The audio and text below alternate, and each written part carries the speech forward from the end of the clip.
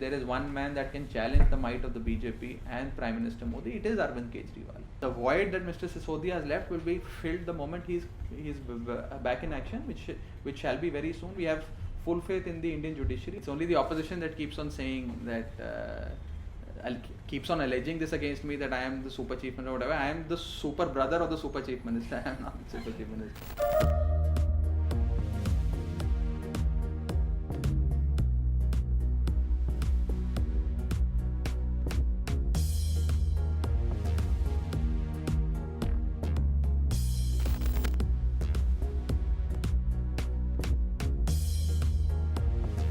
First of all, of course, as I said, we inherited a very fragile law and order situation.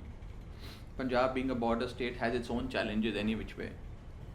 People across the border, particularly the ISI, has always had this agenda of destabilizing Punjab and also Jammu and Kashmir for their ulterior motives.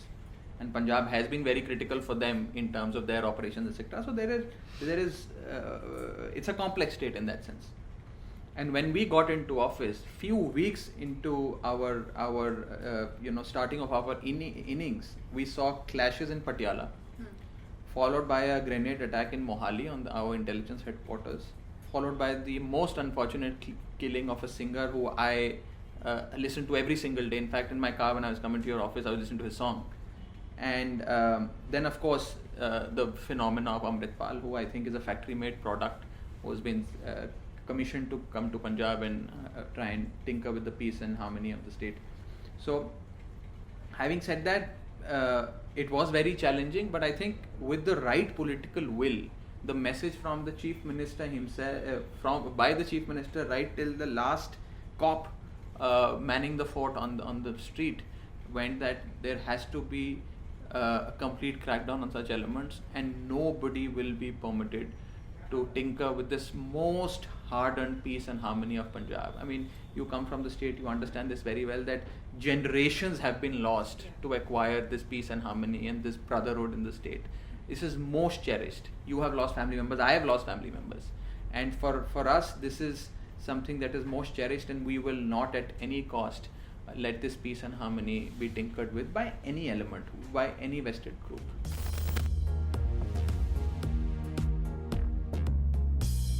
I have been fortunate enough to work with Mr. Bhagwatman for the longest time. If my memory serves me right, I was his first friend in the party when he joined the party. And I assisted him in his first tenure as a member of parliament since 2014, when I was assigned the responsibility of the secretary of the parliamentary group of our 4 MPs in the year 2014. And I've had a wonderful working relationship with him and a personal relationship with him all these years. And whatever assistance he requires from time to time is offered by me whenever, or by the party whenever he requires it from us. And quite frankly, there is a tried and tested model of Delhi,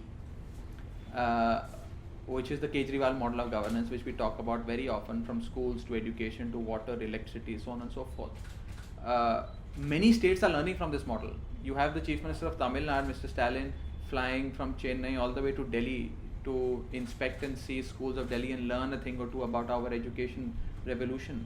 So I think if other state governments can borrow a leaf from our book, certainly our own state government, which is run by the Aam Aadmi Party, can certainly. And I think there is a fantastic fantastic working relationships between the Punjab government and the Delhi government. In fact, the memorandum of understanding, a knowledge sharing agreement, was signed between 2 states only with the sole objective that one should learn from the best practices of both states. And I am being accused, I mean, I am only there to assist him. Perception is completely wrong, and it is it's only the opposition that keeps on saying that keeps on alleging this against me, that I am the super chief minister or whatever. I am the super brother of the super chief minister. I am not the super chief minister.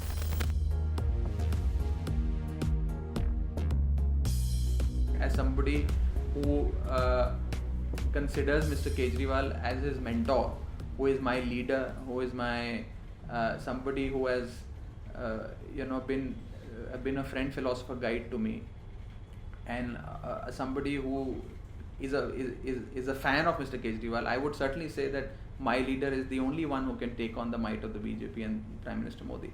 But again, it's not about me, it's about the people of this country. If people of this country today come together and identify a leader, that leader will be the leader who would challenge the BJP. A new brand of politics is certainly required, a new vocabulary of politics and a new idea of politics is certainly required to challenge the BJP under one banner where all political parties come together. Otherwise, it's going to be very challenging.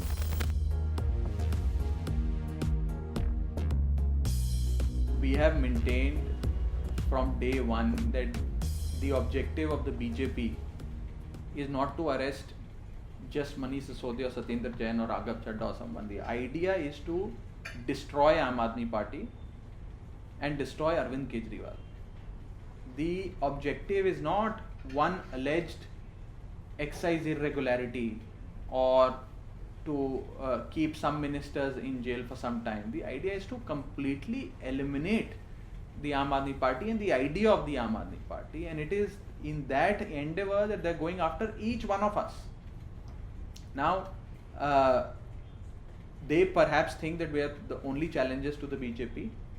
I've been saying this for a very long time, pre-Punjab and post-Punjab, that if there is one man that can challenge the might of the BJP and Prime Minister Modi, it is Arvind Kejriwal.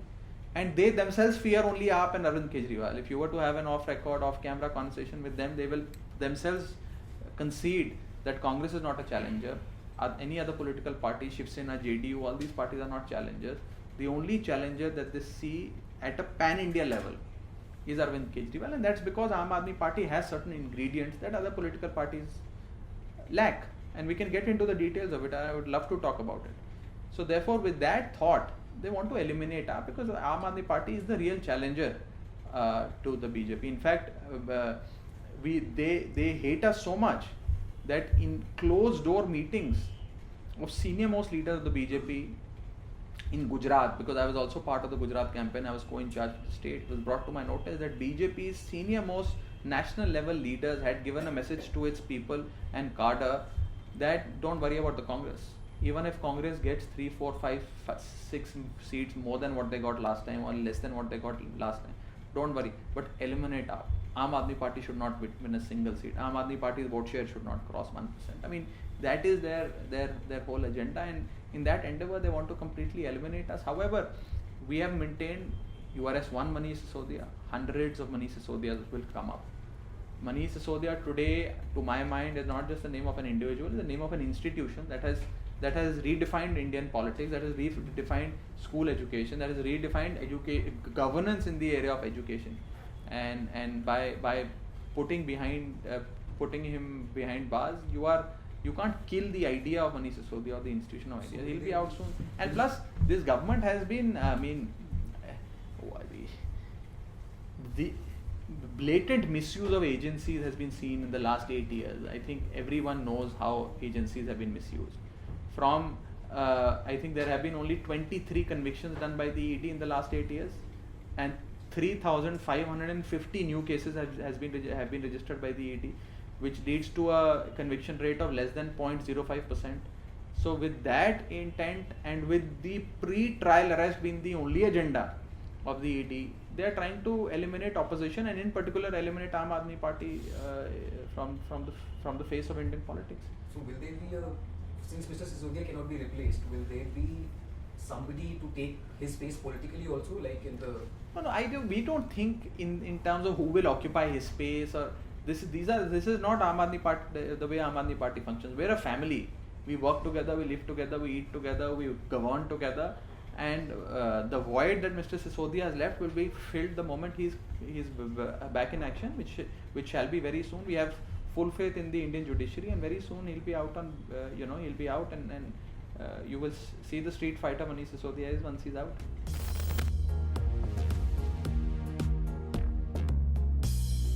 First of all, at the outset, permit me to say that in the year 2024, when the country goes for its general elections, what is required to defeat the mighty BJP is a new brand of politics, a new vocabulary of politics, and a new messenger of politics. If these three things are not there, then it's going to be very challenging. One. Number two,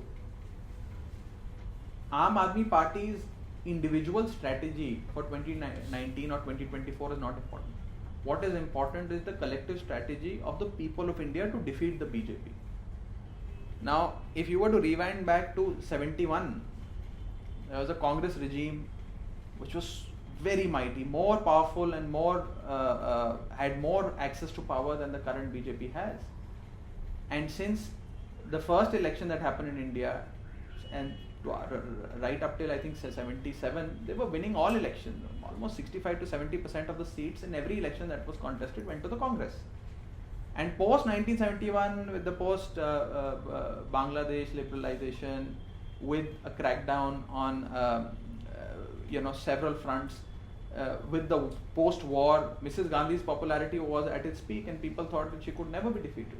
But there came a moment in 77 when everyone got together, when the socialists, the communists, the Jansanghis and the people of India got together under a strategy of presenting one candidate against one candidate of the Congress, the then Congress, and they ended up defeating the mighty Indira Gandhi in an election where Indira Gandhi and Sanjay Gandhi both lost their seats, right?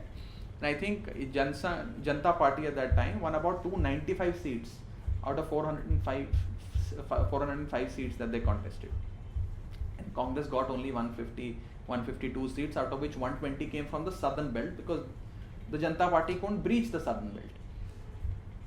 I think something similar is required in the year 2024 to defeat the mighty BJP and Modi.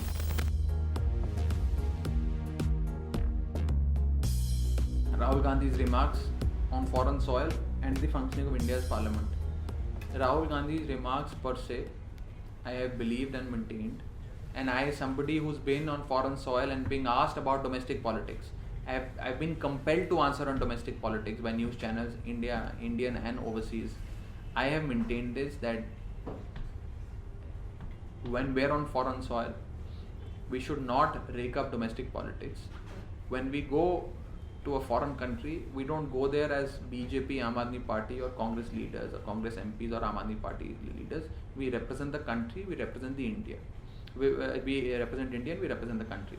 Having said that, there is a difference between questioning the political party, its performance as a government, and questioning the credentials of the country.